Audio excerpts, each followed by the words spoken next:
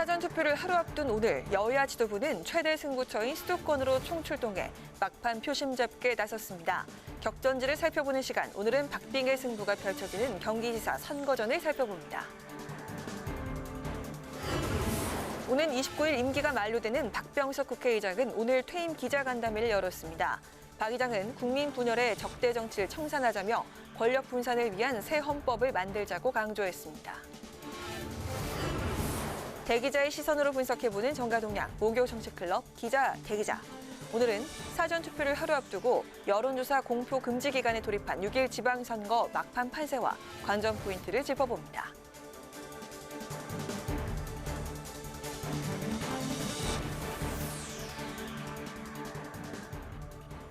여러분 안녕하십니까? 5월 26일 의정종합뉴스 뉴스엔 시작하겠습니다.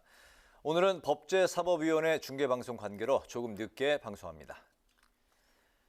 내일부터 이틀 동안 진행되는 6일 지방선거와 보궐선거의 사전투표를 앞두고 여야는 오늘 서울과 인천 등 수도권에서 총력 지원 유세를 펼쳤습니다. 더불어민주당은 윤석열 정부에 대한 비판을 쏟아내며 지지를 호소했고, 국민의힘은 보궐선거 최대 접전지로 부상한 인천 계양으로 달려가서 윤영선 후보를 지원 사격했습니다. 김동기 기자가 보도합니다. 더불어민주당은 서울과 인천 지역에서 집중 유세를 펼치며 지지층 결집에 주력했습니다.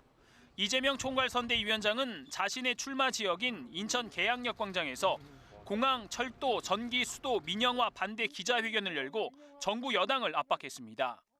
민영화 안 한다고 선언하십시오. 저는 아직까지 국민의힘이 이렇게 국민들이 걱정하는데도 민영화 안 한다라고 말했다는 보도를 본 일이 없습니다. 서울 강북 지역과 중원 지역을 훑으며 지원 유세에 나선 윤호중 박지원 상임선대위원장은 윤석열 정부의 각을 세우며 국정 운영을 바로잡을 수 있도록 민주당을 선택해달라고 호소했습니다. 물가, 환율, 금리, 삼각파도가 우리 민생을 무너뜨리려고 막 몰려오고 있는데 이 정부 지금 정신을 못 차리고 있습니다. 민생을 내팽개치고 민생에 대한 관심이 없어요. 지난 대선 때 그 많은 공약 어디로 갔습니까? 국민의힘은 이번 선거의 최대 접전지로 떠오른 인천 계양을에 화력을 집중했습니다. 인천 계양에서 현장 원내대책회의를 열어 민주당 이재명 후보와 접전을 벌이고 있는 윤형선 후보에 힘을 실었습니다. 윤형선 후보는 오로지 계양만을 생각하고 계양만을 바라보고 가는 훌륭한 정치인이기 때문에 국회로 모셔와야 합니다. 윤형선이 좋은 정치인이라서 지지하는 것입니다. 이재명 후보를 겨냥해선 계양에 출마할 명분이 없는 점을 부각하면서 방탄용 출마라고 공세를 폈습니다. 정치 생명 연장과 방탄의 옷을 입기 위해 계양에 왔다면 주권자인 계양 주민들을 무시하는 행위이고 정치적으로 비겁한 결정입니다. 이준석 상임선대위원장은 윤 후보의 선거운동원으로 등록한 데 이어 사전투표도 인천 계양에서 하겠다며 전폭적인 지원에 나섰습니다. 이런 가운데 오늘부터 6월 1일 선거 당일 투표 마감까지 여론조사 결과 공표와 인용 보도가 금지됩니다. 선관위는 투표일이 다가올수록 여론조사 결과가 선거 결과에 영향을 미칠 가능성이 크다며 그 이유를 설명했습니다. 다만 공표 금지 기간 이전인 25일까지 공표된 여론조사 결과를 인용 보도하는 것은 가능합니다. 국회방송 김동길입니다. 6월 지방선거의 최대 격전지는 경기도지사 선거입니다. 김동연 더불어민주당, 김은혜 국민의힘 후보가 뜨겁게 맞붙고 있는데요. 수도권 민심의 바로미터로 불리는 경기도지사 선거 유세 현장을 임채원 기자가 다녀왔습니다. 인구 1,300만의 경기도, 이번 지방선거의 최대 승부처인 경기도에서 김동연 더불어민주당, 김은혜 국민의힘 경기지사 후보가 치열한 경쟁을 펼치고 있습니다. 경기도는 이번 지방선거의 최대 승부처로 새 정부 국정 동력을 확보해야 하는 여당이나 정부 여당을 견제하는 야당에게도 결코 놓쳐서는 안 될 핵심 지역입니다. 문재인 정부 초대 경제부총리를 역임한 김동연 민주당 후보는 경제 전문가, 유능한 다수당 후보라는 타이틀을 앞세웠고 34년 국정 운영하면서 제가 가지고 있는 생각을 또 가치를 정체로 옮기고 추진력으로 일을 했습니다. 우리 경기도민을 위해서 일로서 보이는 일꾼이라는 강점이 있습니다.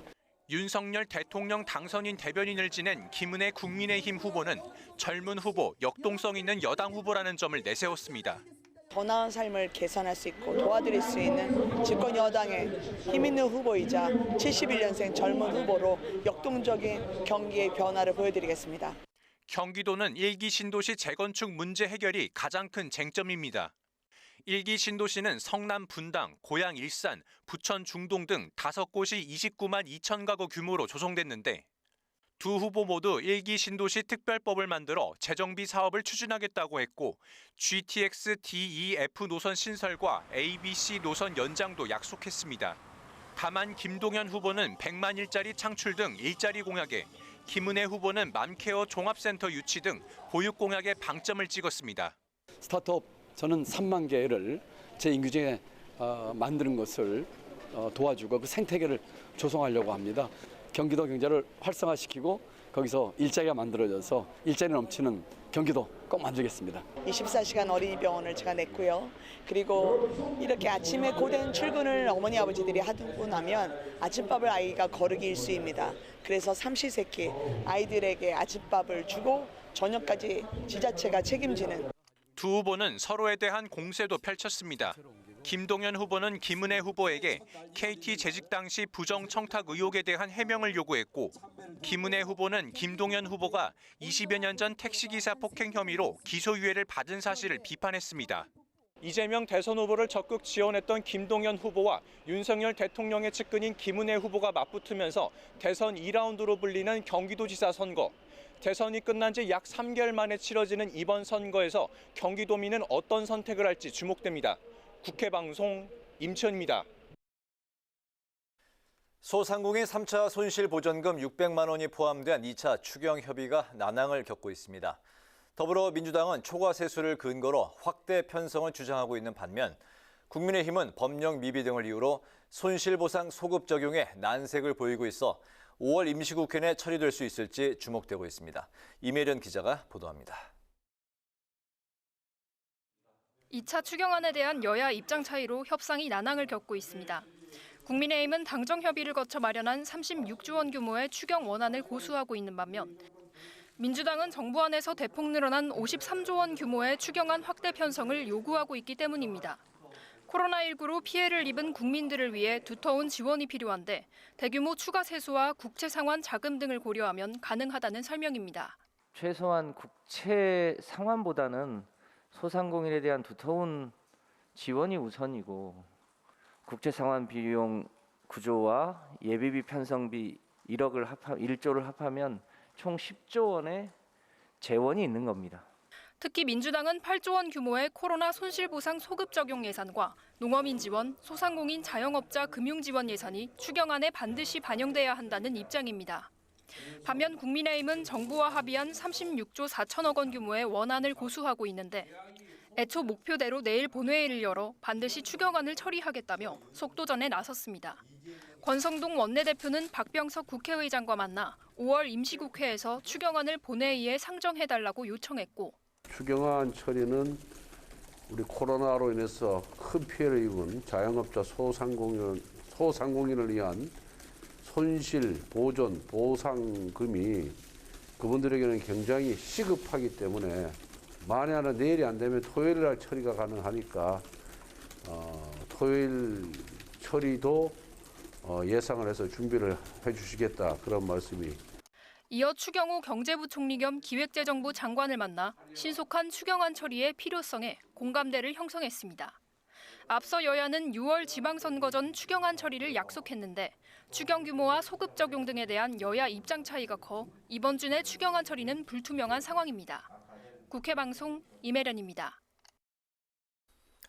21대 전반기 국회를 이끌어온 박병석 국회의장이 퇴임을 앞두고 마지막 기자회견을 가졌습니다. 박 의장은 갈등의 뿌리는 승자독식 정치제도라고 지적하면서 개헌과 선거제도 개혁을 통해 편가르기 정치를 청산하자고 말했는데요. 검찰개혁법 처리와 관련해서는 정치권에서 보인 가장 높은 수준의 합의가 일방적으로 뒤집혀 아쉽다고 밝혔습니다. 장정현 기자가 전합니다. 21대 전반기 국회가 마무리되는 시점 박병석 국회의장이 지난 2년간의 소회를 밝혔습니다. 박 의장은 우선 2년 연속 법정 기한 내 예산안 처리와 5차례 추경안 통과, 국회 개원 이래 4,355건의 역대 최다 법안 처리 등을 협치의 성과로 꼽았습니다. 그러면서 분명한 건 21대 전반기 국회가 대화와 타협의 정치를 진일보시키고 세종 국회 시대의 제도적 틀을 완성한 것이라고 강조했습니다. 그러나 최근 검찰 개혁 법안 처리 과정에서 발생한 여야 충돌에 대해서는 아쉽다고 밝혔습니다. 정치권 거의 모든 단위의 동의와 공감대를 거친 아주 수준 높은 합의였습니다. 의회 정치의 모범을 보였지만 일방적으로 뒤집혔습니다. 참으로 아쉽습니다. 박 의장은 승자 독식의 우리 정치 현실에 대한 우려도 표했는데 해법으로 개헌을 제시했습니다. 국민을 분열시키는 적대적 정치를 청산하기 위해서는 권력 분산 개헌과 다당제를 전제로 한 선거제도 개혁이 절실하다는 겁니다. 지금 대한민국의 정치는 편가르기와 증오, 적대적 비난에 너무 익숙합니다. 제도적으로 권력을 분산시키고 제도적으로 협치를 하게끔 개혁해야 합니다. 후반기 원구성이 난항을 겪고 있는 것과 관련해서는 여야가 합의했던 내용이라며 여야 간 신뢰가 깨졌고 깨진 신뢰를 어떻게 회복하느냐가 선결 과제라고 말했습니다. 박 의장은 마지막으로 국회 내 최다선 의원으로 돌아가 의회주의자로서 자신의 역할에 충실하겠다며 국민께 감사 인사를 전했습니다. 소임을 다하고 난 뒤 의회주의자 박병석으로 기록될 수 있다면 저로서는 큰 영광이겠습니다. 다시 한번 고통을 감내하시며 코로나를 견뎌주신 국민 한 분 한 분께 진심에서 우러나오는 위로와 격려의 말씀을 드립니다. 박 의장의 임기는 오는 29일 만료되고 후임 의장으로는 민주당 김진표 의원이 사실상 확정됐습니다. 국회 방송 장정현입니다. 이어서 여야 당내 상황 살펴보겠습니다. 국민의힘은 윤석열 정부 초대 국무조정실장으로 유력하게 거론되는 윤종원 IBK 기업은행장에 대해 반대 입장을 표명하면서 당정 간 불협화음이 나오고 있습니다. 또 더불어민주당은 최강욱 의원 징계 문제를 두고 박지현 비대위원장이 비상징계 필요성까지 언급하면서 갈등이 분출하고 있습니다. 홍혜진 기자입니다. 국민의힘이 문재인 정부 경제수석 출신인 윤종원 IBK 기업은행장이 국무조정실장으로 임명되는 데 대해 반대 입장을 분명히 했습니다. 권성동 원내대표는 윤 행장이 문정부에서 소득주도 성장 등 실패한 경제정책을 주도했던 인물인 만큼 책임지고 자숙해야 한다고 지적했습니다. 문재인 정부의 실패한 경제정책을 주도하거나 비유하거나 그리고 숨었던 사람이 새로운 정부의 국무조정실장을 한다는 것은 적절치 않기 때문에 권 원내대표는 또 윤 행장에 대해 독선적이고 배려가 부족하다는 평가가 있다며 각 부처 현안을 통합 조정하는 국무조정실장과 어울리지 않는다고 혹평했습니다. 권 원내대표는 한덕수 국무총리가 윤 행장을 추천한 것으로 알려지면서 당정 간 불협화음 아니냐는 우려에 대해선 부인했습니다. 다만 정부의 할 말은 하는 당으로 체질을 바꾸겠다고 강조하고 정부 출범 초기엔 새로운 인물을 기용하는 게 적절하다며 한 총리를 압박했습니다. 국무조정실장 임명은 총리 의사가 대체로 반영되는데 한 총리 측은 임명을 고수하겠다는 입장인 것으로 알려져 최종 임명권자인 윤석열 대통령의 결정이 주목됩니다. 더불어민주당은 성희롱 발언으로 논란이 된 최강욱 의원 징계 문제를 두고 내홍에 휩싸였습니다. 당 윤리심판원이 최 의원의 징계를 지방선거 이후로 미룬 것으로 알려지자 박지원 공동비대위원장은 거듭 작심 발언을 쏟아내며 비상징계 권한 활용 의지를 밝혔습니다. 에서는 필요하다면 이제 주어진 비상징계권도 이제 활용해야 한다라고 이제 생각을 했고 이 조속히 처리하고 넘어가야 할 문제를 지방선거 이후로 넘기는 것은 적절하지 못한 자세라고 이제 생각하는 게 저희 판단이긴 합니다. 박 비대위원장은 윤호중 비대위원장과 논의하겠다고 말했는데 앞서 윤 비대위원장은 이미 비대위 의결을 거쳐 윤리심판원의 징계 절차를 넘겼다며 사실상 거부 의사를 밝힌 바 있습니다. 여기에 박 비대위원장의 사과 기자회견과 586 용태 주장도 당내에서 파열음이 일고 있습니다. 박용진, 조응천 의원 등은 대체로 공감한다며 옹호했지만 김남국, 김용민 의원 등은 선거를 앞둔 사과가 효과가 있는지 의문이고 명예퇴직도 위압적이면 공감할 수 없다고 비판했습니다. 국회 방송 홍혜진입니다. 윤석열 대통령이 사회부총리 겸 교육부 장관의 박순애 서울대 교수를 보건복지부 장관의 김승희 전 의원에 내정했습니다. 국민의힘은 내정을 환영한다며 함께 내정된 오유경 식약처장을 비롯해 새 후보자가 최고의 전문성을 갖춘 여성이라는 점에서 의미가 깊다고 밝혔습니다. 더불어민주당 보건복지위원들은 김승희 후보자를 겨냥해 지난 2019년 보건복지위원회 국정감사에서 문재인 전 대통령에 대한 침해 발언으로 논란을 일으킨 막말 정치인을 내정한 건 국민에 대한 모독이라면서 지명 철회를 요구했습니다. 국회 정보위원회가 김규현 국가정보원장 후보자에 대한 인사청문 경과 보고서를 채택했습니다. 정보위 여당 간사인 국민의힘 하태경 의원은 대북 관계가 아주 엄중해 대통령이 국정원장을 신속히 임명할 것 같다며 업무를 바로 시작할 수 있을 것이라고 말했습니다. 야당 간사인 더불어민주당 김병기 의원은 민주당에선 종합적으로 부적격 의견을 냈고 일부 적격 의견이 있었다며 안보 수장에 대한 인사청문회이기 때문에 적격, 부적격 사유는 밝히지 않겠다고 설명했습니다. 국회 윤리특별위원회 위원장인 더불어민주당 김진표 의원이 박안주 의원의 성비위 사건과 관련해 국회 윤리특별위원회법에 따라 철저하게 조사해야 한다고 언급했습니다. 후반기 국회의장 후보로 사실상 확정된 김 의원은 오늘 충남도청에서 열린 기자간담회에서 박안주 의원의 성비위 사건의 실체가 무엇인지 윤리특위위원회에서 정확하게 밝혀졌으면 좋겠다며 이같이 말했습니다. 그러면서 피해자에 대한 2차 가해로 이어져선 안 된다며 국회법에 따라 철저하게 조사해 법을 적용해야 한다고 강조했습니다.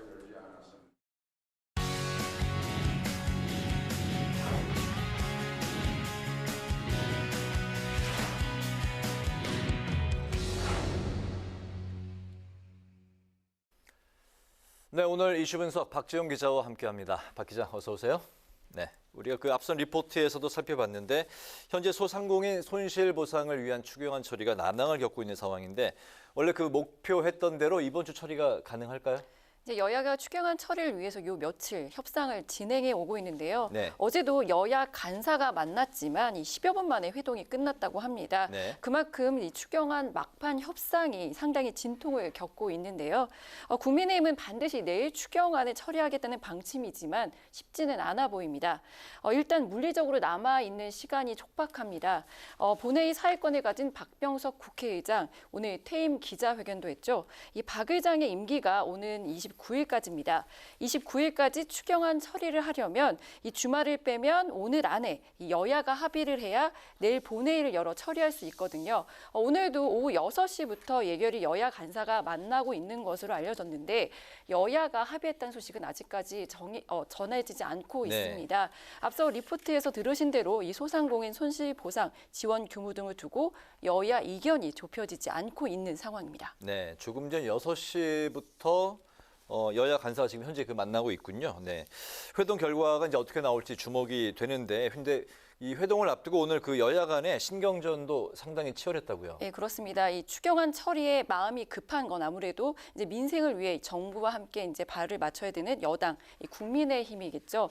국민의힘은 추경안 처리가 불발되면 이 민주당의 책임이라고 압박을 했습니다. 권성동 원내대표 오늘 원내대책회의에서 일부 여야 이견을 핑계로 추경안 자체를 통과시키지 않는 건 이 다수당의 횡포라고 주장을 하면서 민주당은 들끓는 그 바닥 민심을 헤아려야 한다고 경고했습니다.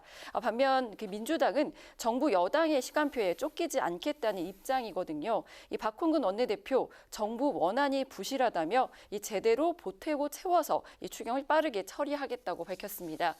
민주당은 이 정부 안인 36조 4천억 원보다 한 14조 원가량 늘어난 이 50조 원 이상을 주장을 하고 있는 상황인데요. 민주당은 이걸 이제 100% 관철하겠다는 취지는 아니지만 이 정부가 이 민주당 안에 그 성의 표시조차 하지 않고 있다는 것에 동의할 수 없다고 말을 했습니다. 네. 이 같은 민주당의 주장, 여야가 마련한 합의안에 얼마나 반영될 수 있을지 관심이 모아지고 있습니다. 네네. 정부안은 36조 4천억 원, 민주당은 50조 원 정도를 현재 주장을 하고 있는데 만약에 여야가 끝내 합의하지 못해서 5월 안에 추경안 처리가 만약에 되지 않으면 언제쯤 처리가 가능할까요? 추경안을 본회의에서 처리를 하려면 이제 사회를 보는 국회의장이 있어야겠죠. 네. 이제 박병석 의장 퇴임 이후 21대 후반기 국회를 이끌어갈 국회의장 선출이 우선돼야 할 것 같은데요. 민주당은 이 국회의장 후보로 이 5선의 김진표 의원을 야당 몫의 국회 부의장에 이 4선의 김영주 의원을 내정한 상태입니다. 하지만 이 국민의힘이 후반기 국회의장당 표결에 당분간 협조하지 않겠다는 입장이거든요. 아시다시피 여야가 팽팽히 대립하고 있는 이 법사위원장 자리가 쟁점입니다.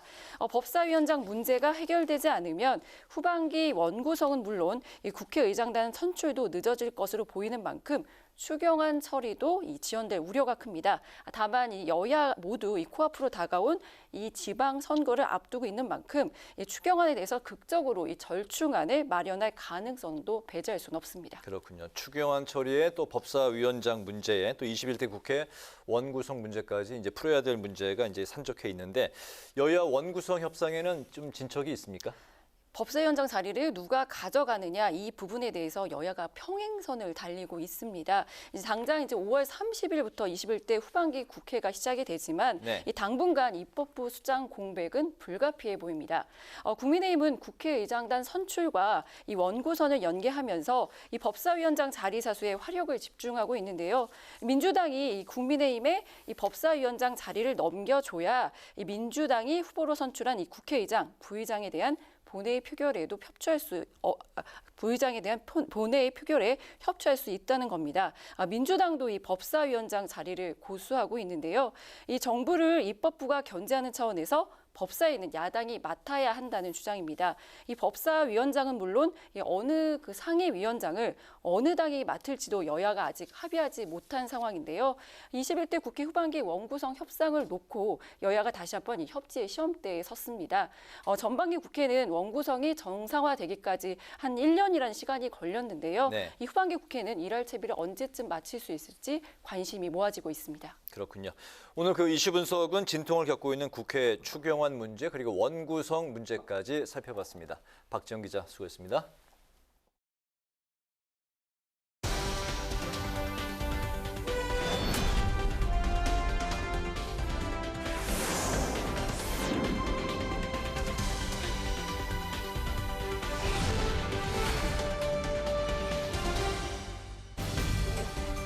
강아랑의 정치톡 시간입니다.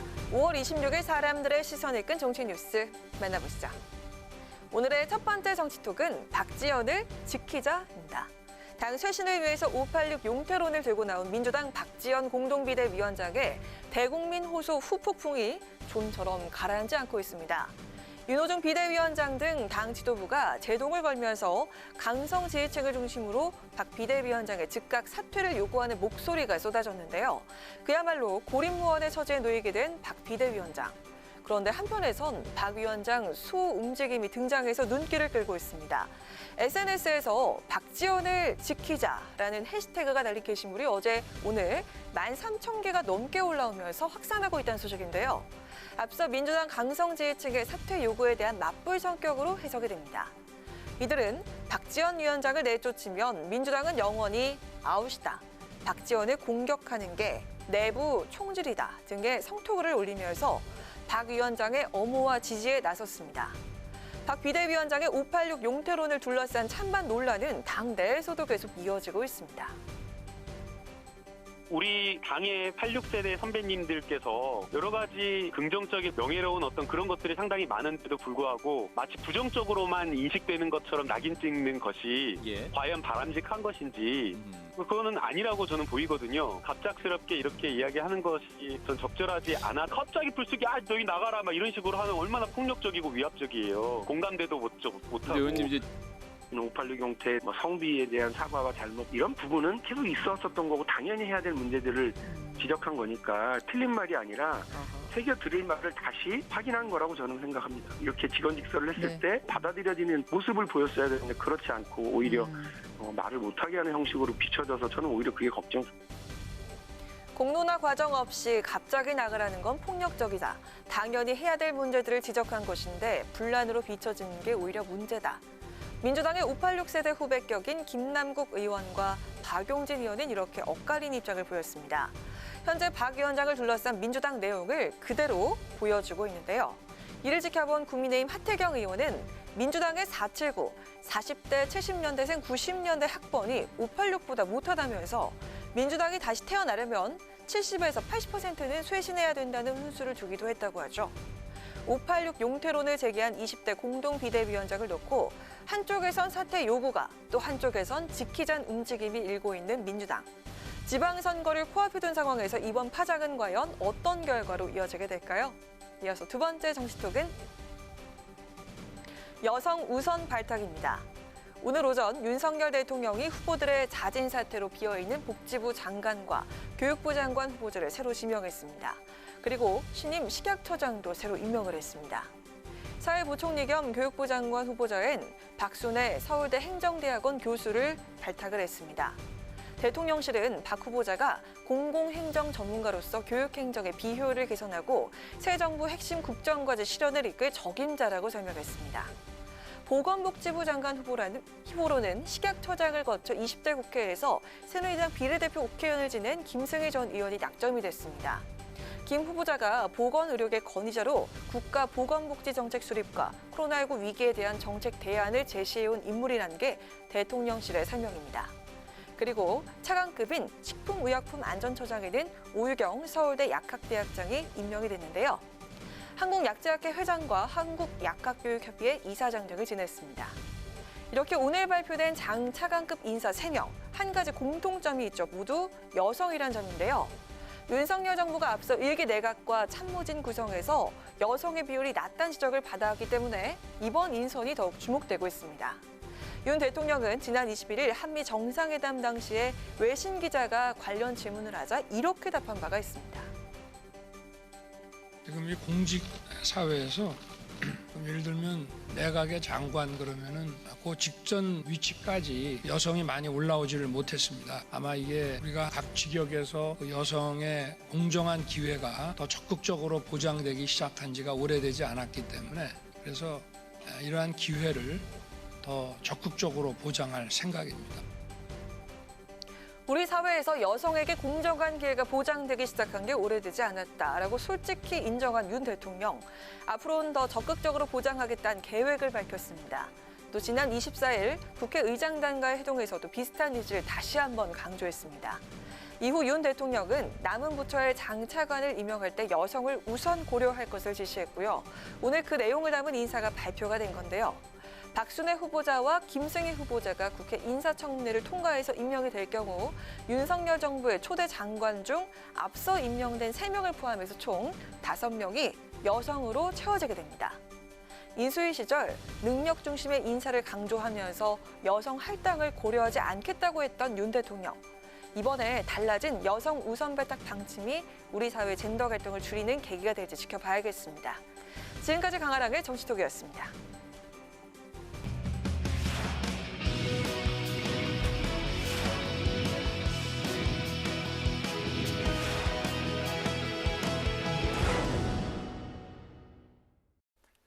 네, 정치권 동향을 대기자의 시선으로 짚어보는 목요 정치클럽 기자 대기자 시간입니다. 오늘도 최병묵 전 TV조선 해설위원, 박찬수 한겨레신문 대기자 두 분과 함께하겠습니다. 두 분 어서 오십시오. 반갑습니다. 네, 안녕하세요. 네, 오늘 함께 이야기해볼 주제는 최 의원께서 발제해 주시죠.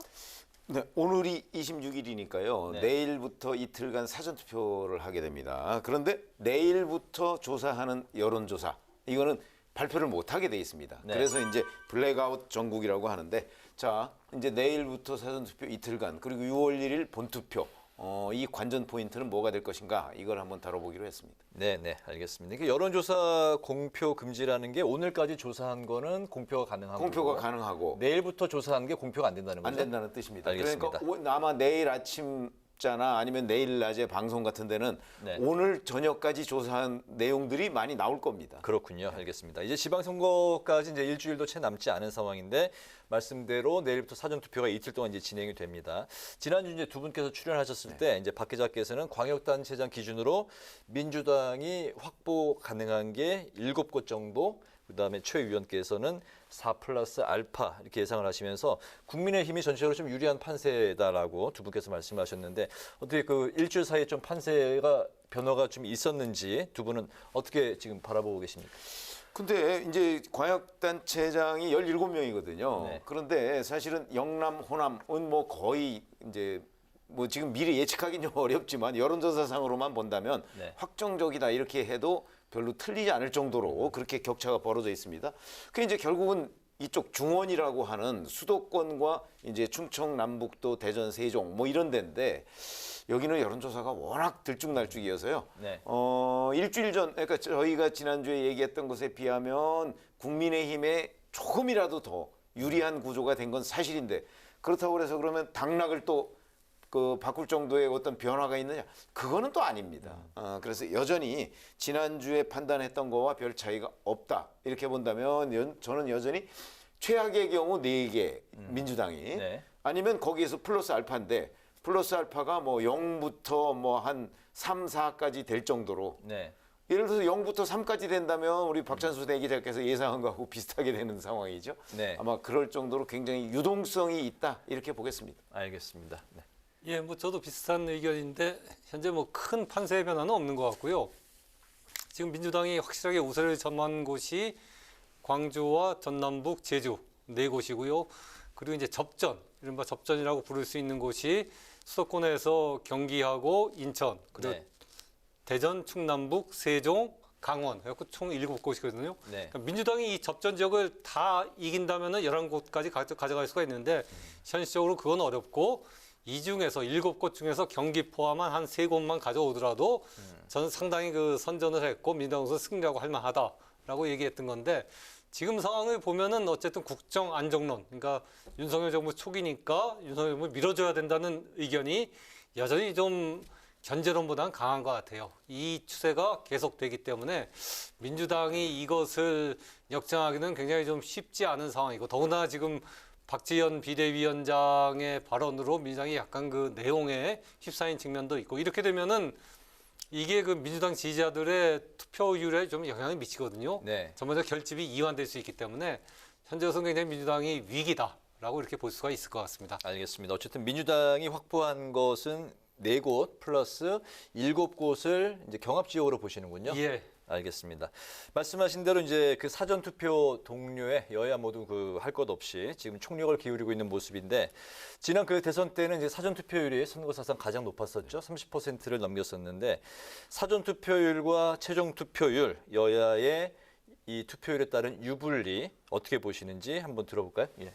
지난 대선에서는 사실 지금 말씀하셨듯이 30% 넘는 역대 최고의 사전투표율을 기록했습니다. 그런데 네. 나중에 개표 과정에서 드러났지만 사전투표에서는 이재명 후보가 압도적으로 이겼거든요. 그런데 그걸 이제 본투표에서 제대로 만회를 못했던 거죠. 그래서 이제 0.73%포인트라는 그 차이로 패배를 했는데 네. 아마 이번에는 조금은 다를 거예요. 그러니까 무슨 얘기냐면 국민의힘은 국회의원 전원이 사전투표에 참여해라. 지금 이렇게 지시가 내려간 상태잖아요. 네. 그러니까 국민의힘도 이 사전투표의 중요성에 대해서 그 지난 대선 때보다 훨씬 더 심각하게 지금 느끼고 있는 중이고 그러다 보면 국민의힘도 동료를 많이 할 걸로 보입니다.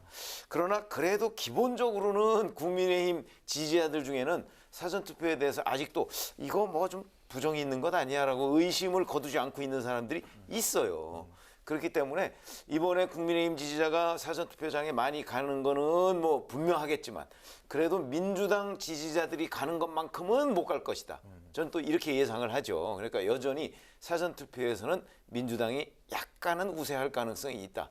이렇게 봅니다. 근데 사전 잘 아시지만 이 지방선거 투표율은 대선 투표율보다 훨씬 낮습니다. 네. 아마 20%포인트 이상 차이가 날 가능성이 있어요. 그러니까 이번에도 55 내지 60% 그 사이에 왔다 갔다 할 가능성이 있거든요. 네. 그렇게 되기 때문에 아마 사전투표에 누가 많이 가느냐 이것도 굉장히 큰 영향을 미칠 것이고 그러면 지난 대선보다는 여하튼 국민의힘 지지자들이 사전투표에 많이 갈 것이다. 여기까지는 분명히 말씀을 드릴 수 있을 것 같습니다. 네네.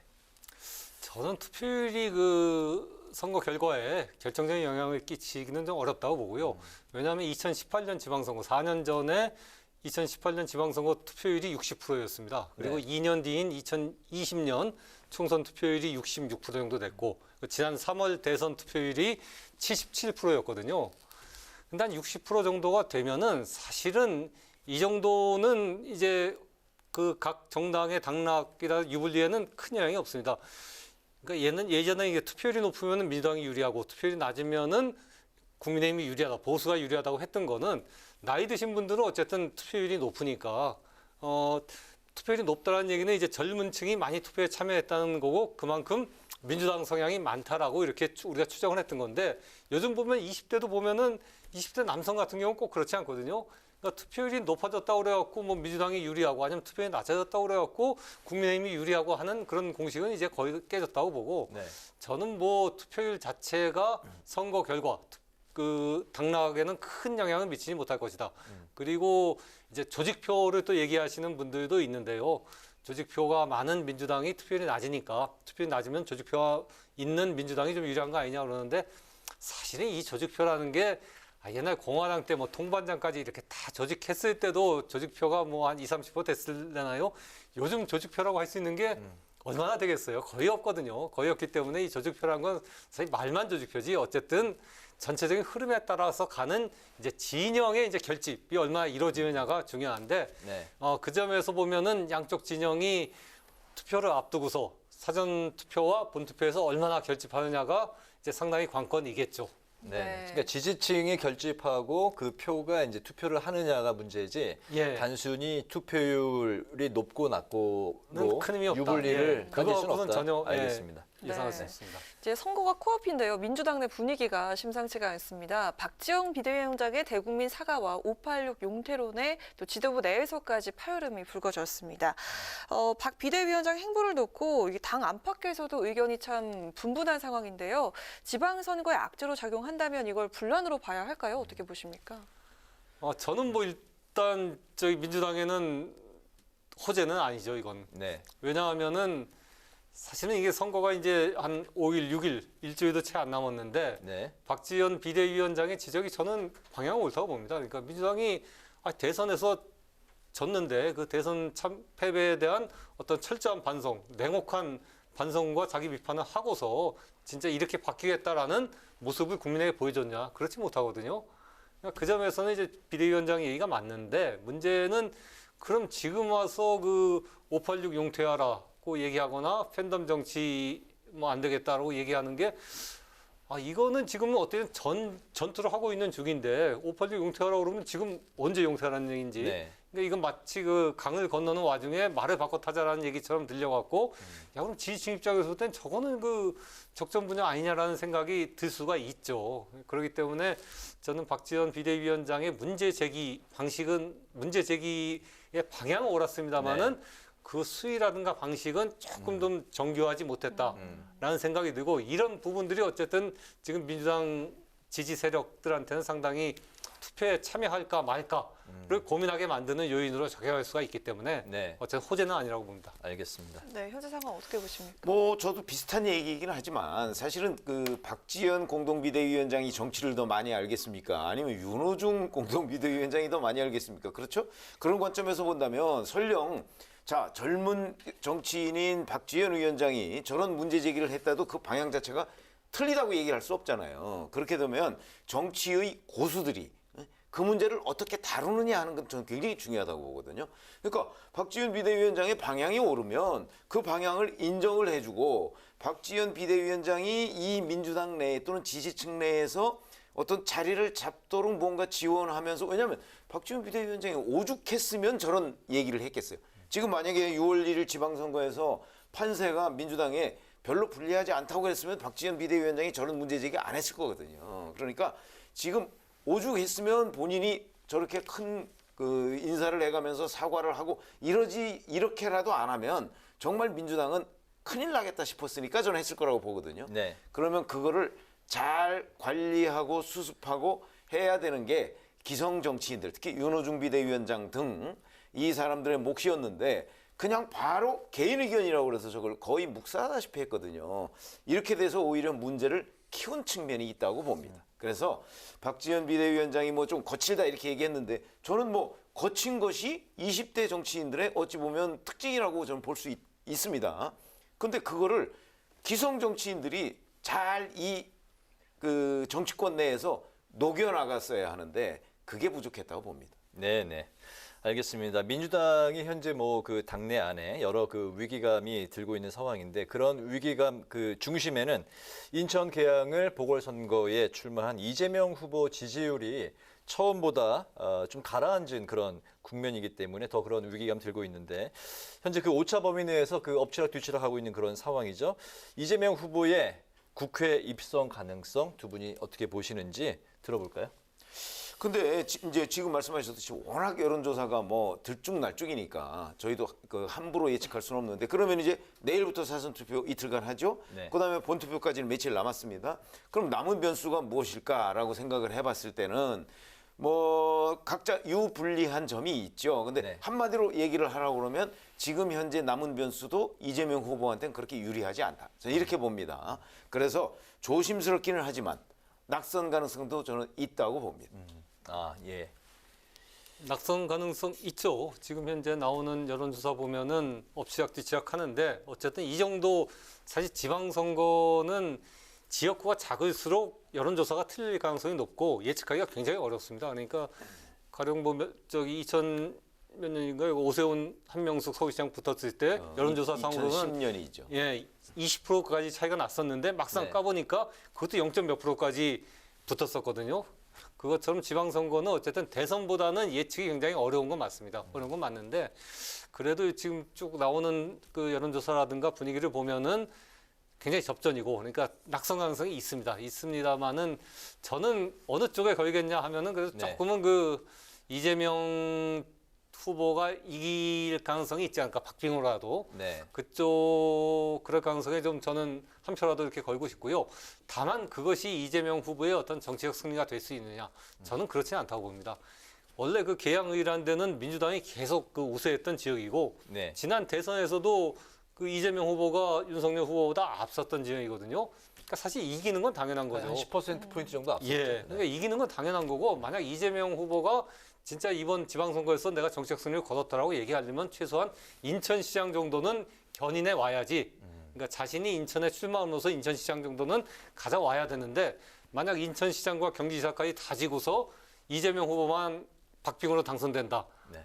이거는 굉장히 어떻게 보면 창피한 거고 이재명 후보에는 정치적인 타격이 굉장히 될 것이다라고 저는 그렇게 생각합니다. 최 의원님이 뭐 그 낙선 가능성도 있다고 보셨는데 만약에 개인적으로 예상을 하시라고 하면 어느 쪽에 더 아니 무게를 저는 원래 두시겠습니까? 처음에는 네. 이재명 후보는 거기서 여유 있게 당선될 것이다. 저도 그렇게 네. 봤어요. 네. 봤는데 이게 이제 각종 여론조사나 선거의 흐름을 보니까 이게 그게 아니다 싶어서 지금 현재는 거기 이제 윤영선 후보가 네. 상승세잖아요. 그리고 이재명 후보는 거의 정체 상태란 말이죠. 처음에 받았던 그 여론조사상의 수치 거기에서 벗어나지 않고 있어요. 윤 후보 가능성을 더 높게 보시는 건가요? 그러니까 지금 현재로서는 윤 후보의 가능성, 뭐 저도 더 높게 보지는 않지만 하여튼 뒤집어질 가능성 저는 실제 결과에서도 충분히 가능하다 이렇게 보는 거죠. 알겠습니다. 네, 여야 모두 이번 선거 격전지로 경기와 인천, 충남을 꼽고 있습니다. 이런 가운데 윤석열 대통령이 오늘 취임 후 첫 정식 국무회의를 세종에서 개최를 했습니다. 사전 투표를 하루 앞두고 이뤄진 윤 대통령과 국무위원 전원의 충청 방문인데요. 정치적으로 좀 숨어있는 의도가 큰 것이 아니냐 하는 해석이 좀 나오고 있습니다. 충청 민심에 영향이 좀 있을까요? 어떻게 보십니까? 아니 지금 시점에서 세종 내려가서 국무회의 여는 거야 당연히 충청 민심에 영향을 주겠다, 지방선거에 영향을 주겠다는 네. 정책적인 목적이 있는 거죠. 전 그 점에서 굉장히 좀 윤석열 대통령이 좀 문제가 있다고 생각하는데 윤석열 대통령은 사실은 정치인 출신이 아니지 않습니까? 비정치인으로서 그리고 그런 신선함과 참신함과 어떤 신뢰를 갖고서 당선이 된 건데 네. 그렇다면 이렇게 작은 정치적 실수로서 선거에 대응하기보다는 사실은 어차피 대통령의 평가는 나중에 정책하고 이제 인사로서 이렇게 평가를 받는 거거든요. 결국 지금은 어쨌든 취임 초기니까 그 작은 실수라든가 여러 가지 문제가 있음에도 불구하고 그것이 덮어져갖고 넘어가지만 이제 경제 문제라든가 아니면 이제 동북아 뭐 안정 문제라든가 여러 가지 문제에서 그 파열음이 나게 되면은 그때부터는 이제 언론도 그렇고 여론도 그렇고 굉장히 가차없이 윤석열 정부의 작은 그 잘못들을 이제 문제 삼을 거란 말입니다. 그렇다면은 윤석열 대통령은 자신이 비정치인 출신이니까 이렇게 정치적으로 어떻게 내가 뭘 하겠다는 생각보다는 좀 크게 정책과 큰 어떤 그 화합이라든가 협치 같은 걸 갖고서 승부를 거는 게 맞는데 윤석열 대통령은 대통령 당선된 뒤에 그 굉장히 황금 같은 시기에 취임 초에 어떤 정책과 국정 운영을 준비하기보다는 전국을 순회했던 거 아닙니까? 당선 인사한다고. 네. 그게 정치적인 제스처란 말입니다. 이번에 또 지방선거 앞두고 세종에서 국무회의 한다. 아, 왜 이렇게 정치적으로 가는지. 이렇게 정치적으로 가는 거는 윤석열 대통령에게도 결코 장기적으로 보면 좋지가 않을 거라고 저는 얘기할 수가 있습니다. 알겠습니다. 저는 뭐 생각이 좀 다른데 그게 무슨 얘기냐면 사실은 그 세종에서 국무회의를 하겠다. 그러면 윤석열 대통령의 그 후보 시절의 공약이에요.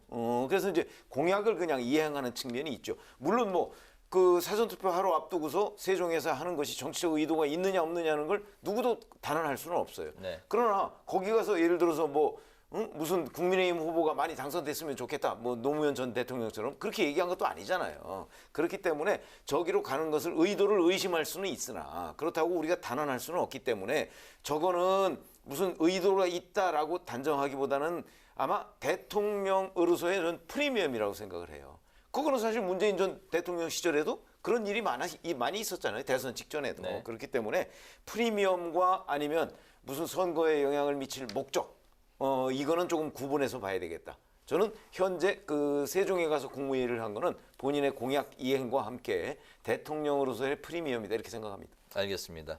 오늘 그 윤석열 대통령이 이제 장관 2명, 차관 1명을 모두 그 여성으로 이제 지명을 했는데 후보자로 이것도 여성표 득표에 좀 도움이 될 수 있을지 어떻게 보시는지 궁금하고 또 마지막으로 지방선거까지 이제 정확히 엿새 남았는데요.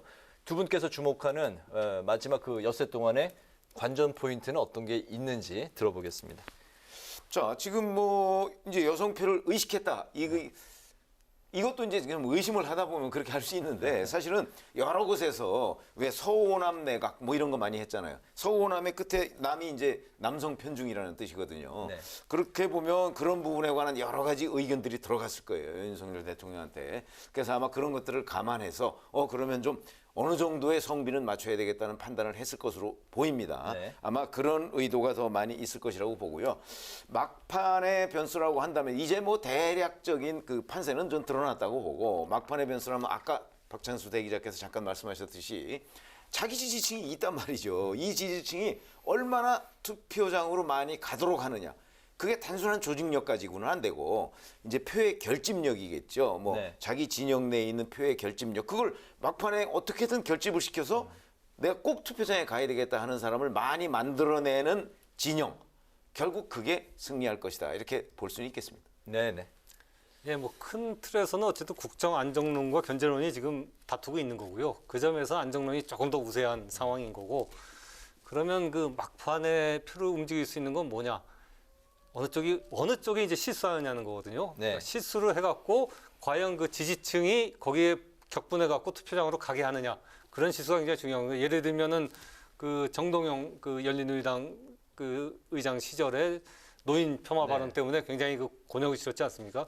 근데 노인 폄하 발언이 그 문맥을 보면은 아주 적어한 것도 아니에요. 그러니까 나이 드신 분들은 이제 뭐 집에서 쉬시면서 저거 하시라는 건데 그게 갑자기 노인들이 뭐 그러면서 투표장에 가갖고 박근혜 당시 한나라당 비대위원장을 찍어줬던 거거든요. 그래갖고 총선에서 참패를 면했죠. 참패를 면했는데 그건 왜냐하면 그 당시 한나라당 지지자들이 투표장에 가고는 싶은데 명분이 없었던 거예요. 그 당시 탄핵 문제 때문에 노무현 대통령 명분이 없었는데 정동영 의장 얘기가 딱 나오니까 잘 됐다. 이걸 명분으로 삼아서 투표장에 달려갔던 거거든요. 마찬가지로 지금도 일주일 동안에 그 정부 여당에서 어떤 실언이라든가 실책을 하면은 그런 것들이 민주당 지지자들한테 굉장히 부르짖을 여지는 아직도 남아 있다.